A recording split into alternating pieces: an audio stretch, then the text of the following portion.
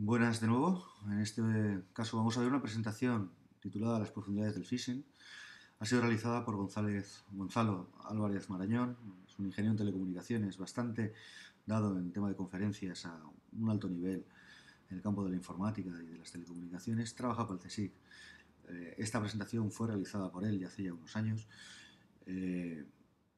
bajo la licencia Creative Commons, con lo cual, bueno, pues tengo que nombrarlo y para mí es un placer nombrar a Gonzalo. Y como veremos, bueno, es una presentación bastante gráfica en lo que supone uno de los fraudes más extendidos hoy en día en Internet, que es el tema del phishing. Empecemos con ella. ¿Qué vamos a ver aquí en esta presentación? Bueno, pues como podéis ver, los títulos ya son bastante simpáticos. De pesca en Internet, ¿qué es el phishing? Una pequeña lección de biología viendo el ciclo de vida del phishing, es decir, cuáles son los pasos que realizan todos aquellos individuos que se dedican a hacer phishing, al tema de fraude en Internet, haciendo uso de la ingeniería social, guía para naturalistas, taxonomía de tipos de phishing, veremos qué distintos tipos de phishing existen y decir que desde que se realizó esta presentación hace 2-3 años hasta la actualidad, pues, ha habido más tipos o han surgido más tipos de phishing, y también un vedado de pesca, soluciones contra el phishing, que son pequeñas soluciones sencillas que podríamos aplicar cualquiera de nosotros en nuestras máquinas, incluso a nivel de actuación frente a Internet para evitar un posible fraude de phishing. El phishing es una nueva forma de fraude, como ya he nombrado 2 o 3 veces a lo largo de esta presentación. Se basa en la picaresca, en la ingeniería social. Por ingeniería social vamos a definir todas aquellas formas de actuar en Internet, en la red, para de alguna forma aprovecharnos del resto. El objetivo es el robo de la identidad digital. Todos nosotros, simplemente por el hecho de estar en Internet, tenemos una identidad frente a la red, llamada identidad digital. Por ejemplo, en Facebook tenemos nuestro usuario y contraseña. Si alguien robase esos datos, podría perfectamente hacer una suplantación de identidad frente a Facebook. También, por ejemplo, frente a una banca electrónica, si nos cogen los datos de acceso, también de alguna forma nos robarían la identidad digital. El impacto que supone el phishing, el robo de la identidad digital, son pérdidas directas: dinero robado, emisión de nuevas tarjetas, soporte telefónico, gastos judiciales. Pérdidas indirectas motivadas por la erosión de la confianza, es decir, poco a poco va mermando la confianza del internauta o del usuario de la red, y evidentemente, bueno, pues volvemos a los canales tradicionales para ir al cajero a actualizar la libreta, a sacar dinero, evidentemente, o obviar de alguna forma el uso de las redes sociales. Y evidentemente amenaza las relaciones a través del canal electrónico. Si hoy mismo recibiéramos un mensaje legítimo de correo de su banco, ¿confiaríamos en él? Bueno, pues dependiendo, ¿no?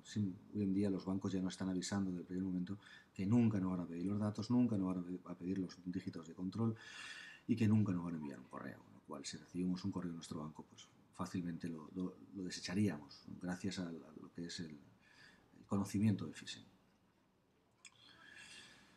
Un atacante, en este caso, quien realiza phishing, el atacante, pues el phisher, se hace pasar por una compañía o institución financiera de reconocido prestigio.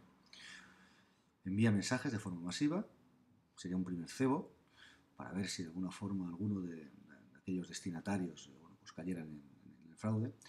Y suele ser siempre un correo electrónico, que se podría utilizar algún otro canal, como mensajes en Facebook, mensajes en algún foro, mensajes en algún chat. Los mensajes están dirigidos a potenciales clientes. En este caso seríamos el fish, es decir, el pescado seríamos nosotros, aquellas personas que estamos de alguna forma abiertas a que podamos sufrir un phishing. Si mordemos el anzuelo, si ese destinatario muerde el anzuelo, es redirigido a un sitio web idéntico al original. Recolecta la información personal y, una vez robada la identidad de la víctima, el atacante podrá suplantar ante el servicio legítimo. Un ejemplo, por ejemplo, podría ser si accedemos a un banco, como puede ser Bankia. Accedemos desde nuestro navegador a bankia.es y siempre introducimos nuestro usuario y contraseña para acceder a nuestro entorno de control, de alguna forma de control de nuestras libretas, ¿no? De nuestras cuentas. El atacante perfectamente podría, de alguna forma, simular de forma perfecta lo que es la página de Bankia. Simplemente tendría que acceder a la página de Bankia y darle a archivo, guardar como, y guardar todo el fichero HTML junto con las imágenes, ¿no?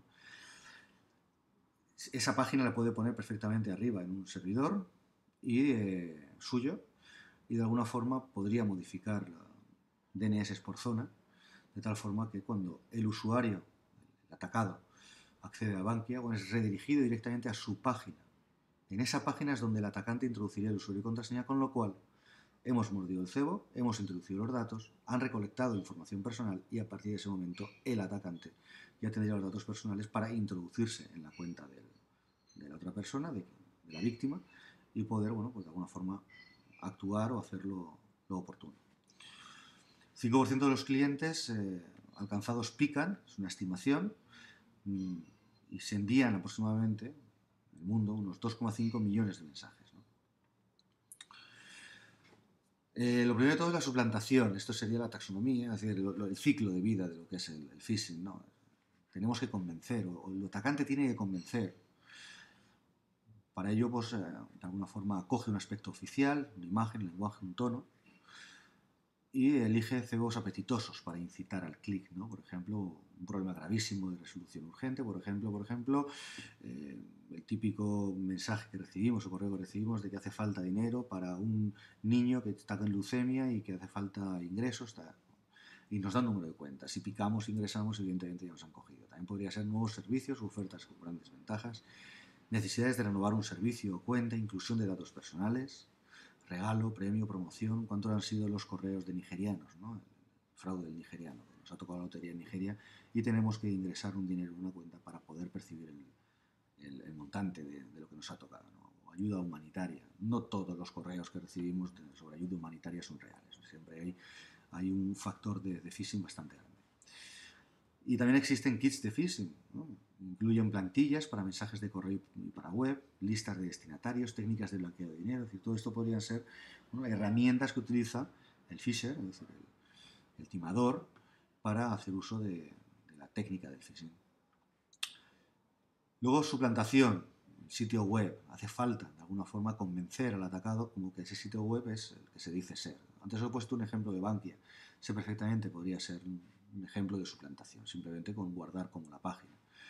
Copia idéntica del sitio suplantado, detalles más complicados, falsificación de URL, ¿no? Nos podemos registrar URL. Por ejemplo, se me ocurre ahora un caso en el cual, bueno, pues una persona se había registrado un dominio que era hotmailpasswordrecovery.com y enviaba correos electrónicos pidiendo los datos. Y para ello hacía falta, en ese correo aparecía un enlace que se pinchaba y se iba a la página de Hotmail Password Recovery y se introducían los datos, con lo cual estaba acumulando de forma masiva tanto usuarios como contraseña de Hotmail. En este caso, bueno, pues era una falsificación de URL, ¿no?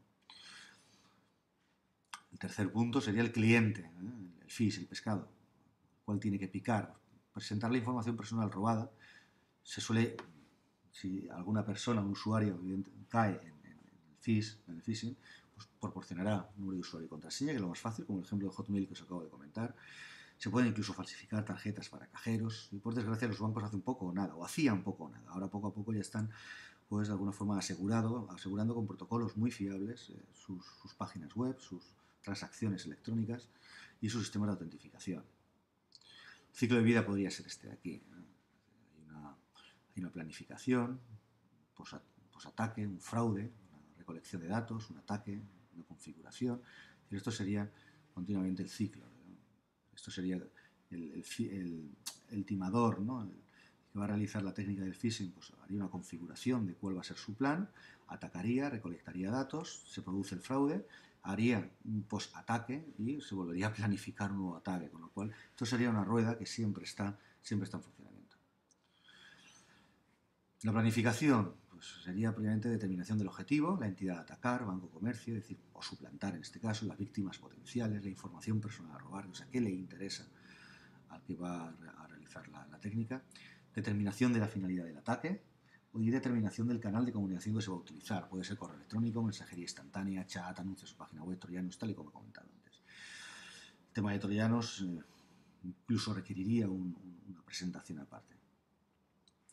Se prepara todo el sistema, ¿no? Creación de los materiales necesarios, como os he comentado antes, en los ejemplos que os he dicho, plantilla para el mensaje, base de datos de destinatarios, botnets para enviar los mensajes, es decir, una aplicación que de forma masiva envía correos electrónicos, por ejemplo, un sistema desarrollado en PHP y MySQL, como puede ser el PHP List, y un sitio web para recolectar los datos. Es decir, esa plantilla, esa interfaz que el atacado va a caer en ella para introducir sus datos.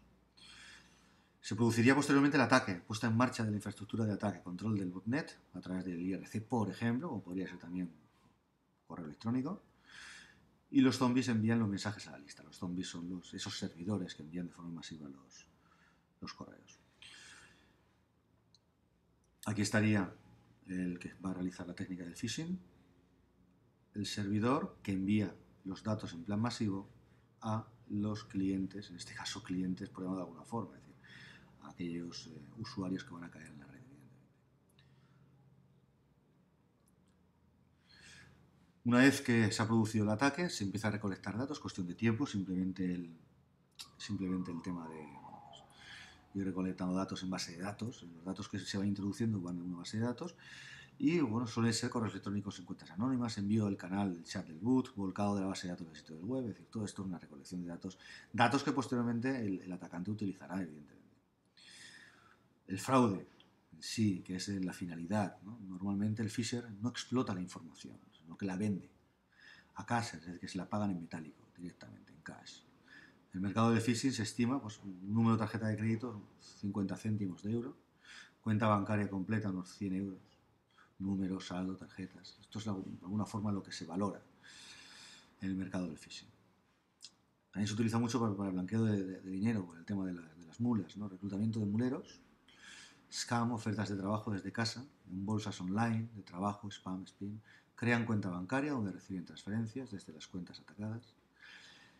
Envían el dinero al extranjero a cambio de una comisión. La policía detiene al mulero, no al cashier. Siempre detiene al mulero. El tema de las drogas pasa exactamente igual. El tráfico de cocaína, el tráfico de hashish, pasa exactamente igual. Se detiene al mulero, nunca al narcotraficante, ¿no? Siempre es bastante más complicado. El tema del fraude en cajeros está evidentemente relacionado con el blanqueo de dinero, porque ese dinero que se consigue bajo un fraude en cajeros hay que blanquearlo de alguna forma, no son ingresos limpios. Y para ello, bueno, pues grabación de tarjetas de onda magnética, algoritmo de volcado de información débiles y fuertes, los bancos son más demandados, es decir, que por mediación del phishing se consiguen datos bancarios. Esos datos bancarios se pueden utilizar perfectamente para grabación de tarjetas de banda magnética, ya que las bandas magnéticas de las tarjetas suelen llevar información fácilmente, que se puede conseguir de forma fácil accediendo a un sistema de banca electrónica. Y evidentemente, bueno, pues esta gente lo que hace es retirar al máximo permitido diariamente. Entonces ese dinero que se retira se tiene que blanquear. Aquí tenemos, por ejemplo, fotos que se utiliza para de alguna forma blanquear el dinero. Aquí estamos viendo que se coloca un módulo, el usuario iría, introduciría la tarjeta y este módulo lo que hace es leer la barra, el código de barra de la tarjeta, con lo cual ya se puede reproducir a nivel masivo. Aquí tenemos cómo quedaría y prácticamente ni se nota. Otra forma de fraude en cajeros es colocar, por ejemplo, este elemento que contiene una cámara, se coloca en su sitio, iría el usuario, introduciría la tarjeta, introduciría el código y esta cámara está de alguna forma grabando en este ángulo, es decir, el número que se introduce junto con los datos que aparecen en pantalla. Cuentas bancarias sin fondos utilizadas como puentes para cadenas de transferencias, es decir, ahí suele haber en paraísos fiscales, en el extranjero, cuentas bancarias, evidentemente sin fondos, al cual se van transmitiendo de forma periódica dinero para blanquearlo en aquellos países. Una vez que está blanqueado en aquellos países, ya evidentemente se puede traer para España o el país de origen. Otras entidades como comercios electrónicos, PayPal, eBay, cuentas en proveedores de acceso a Internet, llamadas telefónicas de Internet como Skype, forma de blanquear dinero. El post-ataque. Una vez que se ha realizado el ataque, se han conseguido datos, bueno, pues esto continúa, es un ciclo, es un círculo, tal como hemos comentado anteriormente. Se desactiva la infraestructura de ataque, se borran rastros, se evalúa el éxito del ataque y posteriormente se pasa a calibrar la respuesta de la entidad atacada y de las fuerzas del orden. Es decir, como si dijéramos de alguna forma, hay un periodo de camuflaje. Y a continuación hay una aplicación de las lecciones aprendidas en la planificación del próximo ataque. se planificaría el siguiente ataque y volveríamos otra vez a la rueda. El tema de taxonomía o tipos de phishing, pues se pueden estudiar los tipos de phishing atendiendo al canal de contacto y a la falsa fachada. Por ejemplo, algunos de ellos, canal de contacto, por ejemplo, inserción de un hiperenlace en un mensaje de correo electrónico, mensaje instantáneo, RC, contenido web.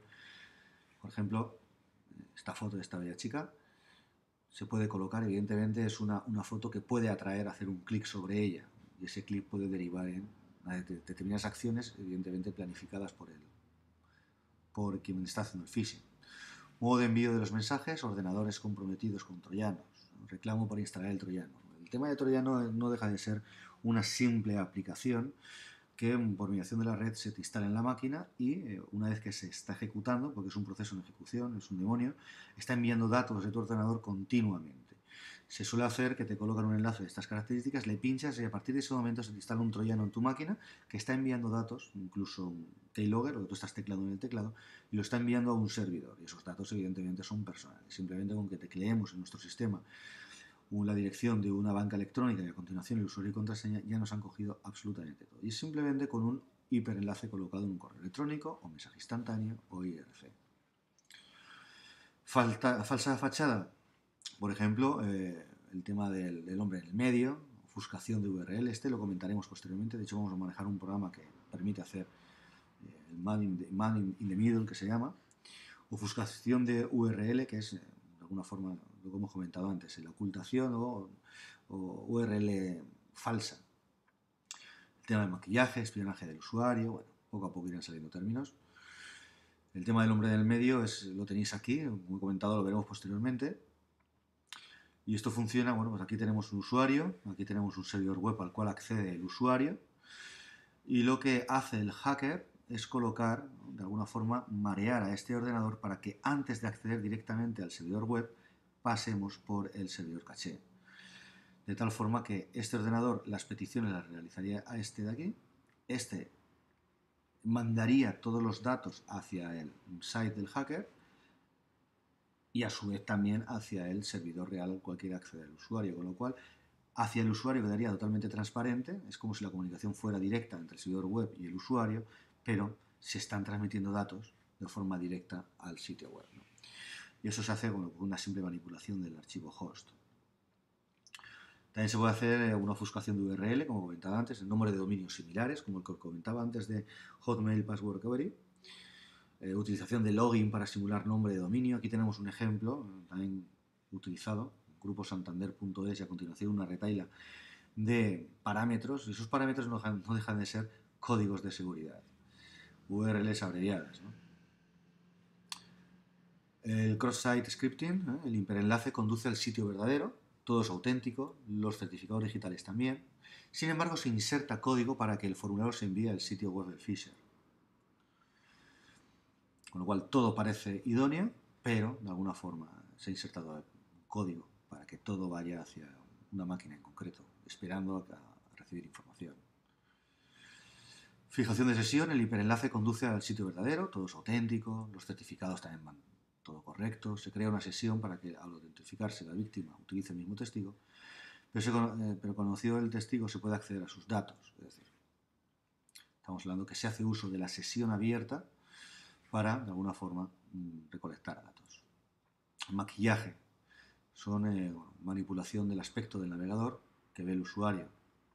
Realmente se coge una página web real y se crea todo de forma oculta, marcos ocultos, se sobreescribe el contenido, se sustituyen las gráficas, con lo cual estamos hablando que parece una página real realmente a la que queremos acceder, pero no es realmente la que estamos accediendo.